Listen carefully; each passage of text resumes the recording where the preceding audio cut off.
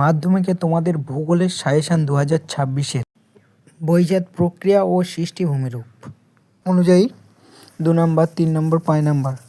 বহিজাত প্রক্রিয়া থেকে 2 নম্বরের প্রশ্ন। বহিজাত প্রক্রিয়া কাকে বলে? পর্যায়ন কি? পুঁজিত ক্ষয় কাকে বলে? ক্ষয়ীয় ভবন কি? নগ্নীয় ভবন কাকে বলে? অনেক কষ্ট করে তোমাদের জন্য এইসব প্রশ্নগুলো তৈরি করেছি। অনেক টেস্ট পেপার ঘেঁটে এইসব প্রশ্ন আমার ইম্পর্টেন্ট মনে হয়েছে, তাই তোমাদেরকে দিচ্ছি, লিখে নাও একটু।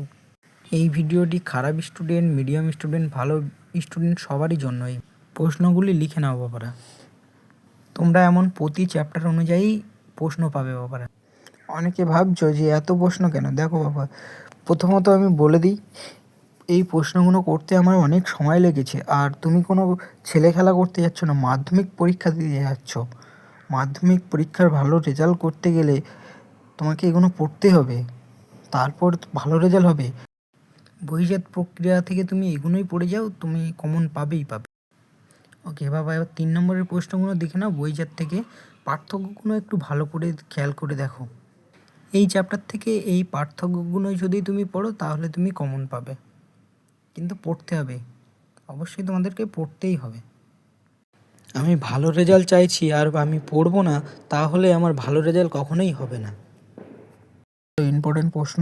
এবারে প্রশ্ন যদি একটু ঘুরিয়ে পেঁচিয়েও আসে বাবারা, প্রশ্ন কিন্তু তোমরা কেউ ছেড়ে আসবে না, প্রতিটা প্রশ্নর অ্যান্সার করে আসার চেষ্টা করবে। আর এর পরের ভিডিওতে অন্য চ্যাপ্টার বিষয় নিয়ে আলোচনা করব, কেমন?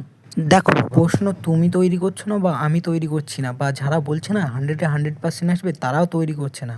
প্রশ্ন তোমাকে পড়তে হবে, তারপরে প্রশ্ন কমন আসবে, এগুলো তুমি পড়তে পারো বাবা।